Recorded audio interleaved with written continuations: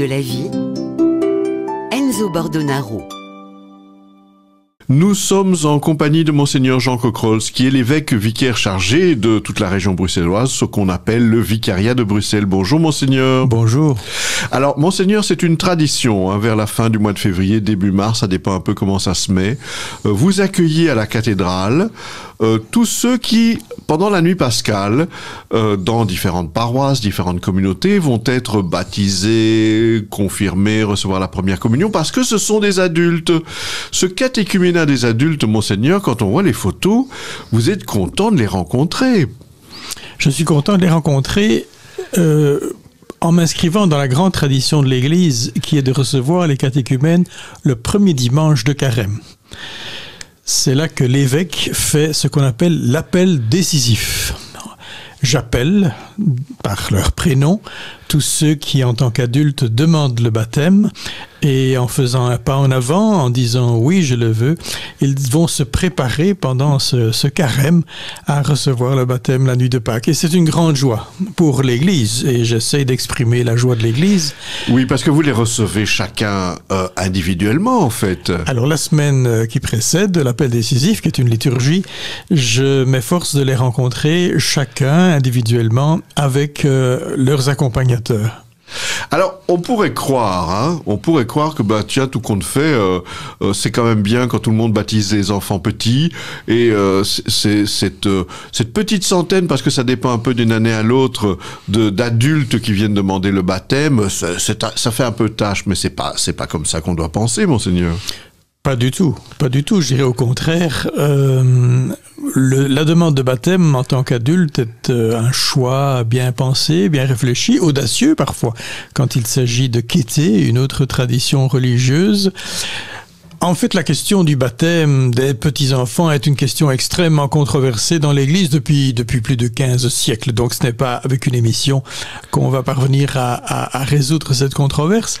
Mais le choix personnel de demander le baptême en tant que grand adolescent ou jeune adulte, ou même parfois à des âges vénérables, c'est un choix qui fait la joie de l'Église, parce qu'on voit bien que c'est l'Esprit qui travaille les cœurs.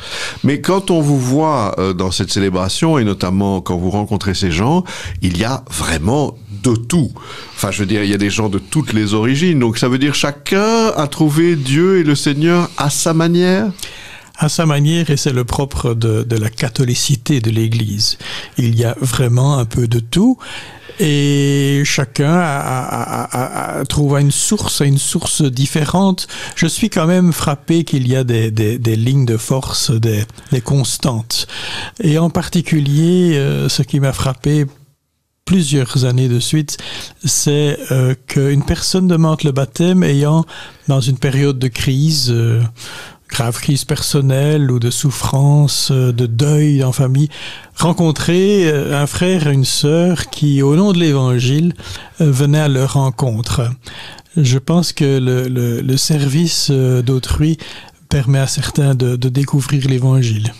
Alors, ça veut dire qu'en fait, chaque communauté chrétienne, chaque paroisse a une sorte de mission d'accompagnement de ces gens, c'est-à-dire ils ne font pas ce chemin vers le baptême et les premiers sacrements tout seuls. De fait, le catéchuménat est un parcours long, parfois un peu, il faut être patient, d'au moins 1 an de Pâques à Pâques, et nous sommes soucieux au vicariat de Bruxelles que c'est plutôt 2 ans qu'un. Et il y a dans chaque UP, unité pastorale, en principe, une personne, une équipe chargée de l'accompagnement de ces catéchumènes, de se voir une fois tous les mois, une fois tous les 15 jours, c'est selon, pour faire un parcours de découverte de ce qu'est la foi chrétienne, l'Évangile, la liturgie. Mais c'est un parcours personnalisé, c'est-à-dire il n'y a pas, comment dirais-je, des rails où ils doivent tous se mettre. Heureusement que la foi ne se met pas sur des rails, même s'il y a au service du catéchuménat, ici au vicariat, des propositions de parcours. Alors, ça veut dire que, ils ont découvert le Christ, ils ont découvert Dieu, ils doivent découvrir l'Église, les communautés. C'est la même chose que le catéchisme ou ça n'a rien à voir ?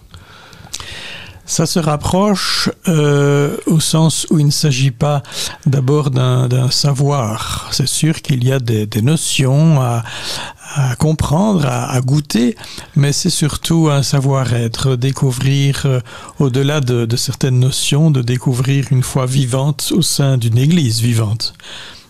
Alors, ce qui m'étonne toujours, monseigneur, c'est qu'en fait, parfois ça fait autant de bien aux personnes accompagnantes que à ces catéchumènes, parce que moi j'entends dire de votre part, mais aussi de la part des gens qui sont dans ces équipes, qu'au fond, avoir fait ce parcours avec ces gens, ça les a un peu rajeunis.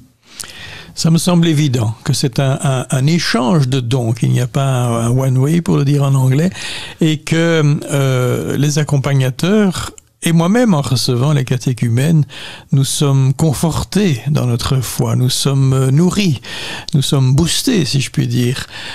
C'est évident que ces personnes qui découvrent la beauté de la foi nous aident aussi à nous de la redécouvrir. Alors, il y a des gens de toutes les origines, de tous les milieux sociaux, de tous les passés, de toutes les ethnies, parce que Bruxelles est Bruxelles. Vous vous sentez proche de chacun d'entre eux ? Je me sens proche, ou en tout cas j'essaye de l'être en ayant une écoute individualisée de chacun, de chacune. Mais c'est sûr que quand je vois des personnes, par exemple, quitter une tradition religieuse, une autre tradition que la nôtre, c'est très impressionnant. Et je ne peux que rendre grâce pour le travail de l'esprit. Qu'est-ce qui fait un tel, en une fois, découvre le Christ, l'Évangile? Alors, quand ils vont arriver à cette cérémonie de l'appel décisif, vous dites leur nom, vous les appelez. C'est une célébration qui a l'air de quoi? Qu'est-ce qui va se passer durant cette célébration? C'est une célébration où très officiellement, ils s'avancent vers l'évêque, accompagnés de ceux qui ont été un peu leur parrain et marraine pendant tout ce parcours. Ils se présentent officiellement et puis ils sont encouragés. Ils inscrivent leur nom dans le grand livre des catéchumènes. Ils reçoivent une sorte d'écharpe ou d'étole. Une étole violette, ils vont pas devenir évêques, monseigneur. Voilà, ne confondons pas. Mais donc, cette étole ou cette écharpe qu'ils vont porter aux différentes célébrations du carême, rappellera à l'assemblée qui les entoure qu'ils sont en marche. Alors, c'est visuel, c'est en même temps très spirituel. Ça veut dire que n'importe qui peut venir à cette célébration, c'est pas juste réservé aux catéchumènes, à leurs familles et leurs accompagnants? Bien sûr, c'est tout à fait ouvert à qui veut porter ces catéchumènes dans la prière, dans l'amitié, dans la fraternité chrétienne. Soyez les bienvenus. Alors, j'imagine aussi que, ils sont accueillis à Bruxelles, dans des communautés qui vont préparer sans doute la cérémonie de la veillée pascale. La cérémonie de la veillée pascale, c'est déjà toute une affaire. Mettre au sein de cette veillée pascale un baptême, une première communion, une confirmation, ça donne un sens différent à cette célébration? Cela, je dirais, amplifie le sens fondamental de la célébration de la Pâque, ce passage de la mort à la vie, cette plongée avec le Christ dans le mystère de la mort pour en ressusciter, pour être, comme dit la finale de la lecture de l'Épître aux Romains de la Vigile, pour être des vivants en Dieu par Jésus-Christ.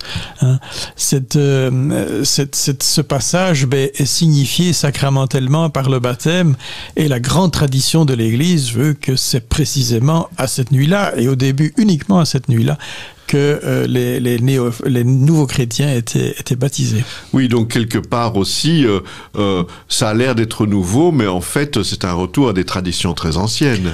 On rejoint vraiment la tradition primitive de l'Église, et on ne peut que se réjouir de s'inscrire ainsi dans ce qu'on a toujours fait.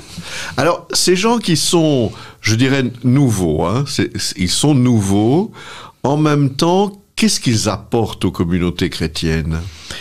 Ils sont nouveaux, d'ailleurs, après leur baptême, on les appelle des néophytes. Les néophytes interpelle la communauté chrétienne, interpelle sur la conversion nécessaire chaque jour, sur l'approfondissement de sa foi, sur être clair au niveau des essentiels, la cohérence de la foi, que sert un baptême d'adulte pour arriver dans un panier à crabes ou dans un nœud de vipère. Si je puis être un peu brut comme ça, brut de décoffrage. Ils nous remettent un peu en question alors. Heureusement que ces néophytes nous secouent et nous remettent en question. Eh bien, n'hésitons pas à les accueillir et surtout lors de cette célébration du premier dimanche de l'Avent à la cathédrale, cet appel décisif des catéchumènes, jeunes, adultes, il y a vraiment de tous les âges, des hommes, des femmes de différentes origines. Merci beaucoup, Monseigneur Jean Cocroze, de nous avoir présenté cette belle cérémonie. À bientôt. À bientôt.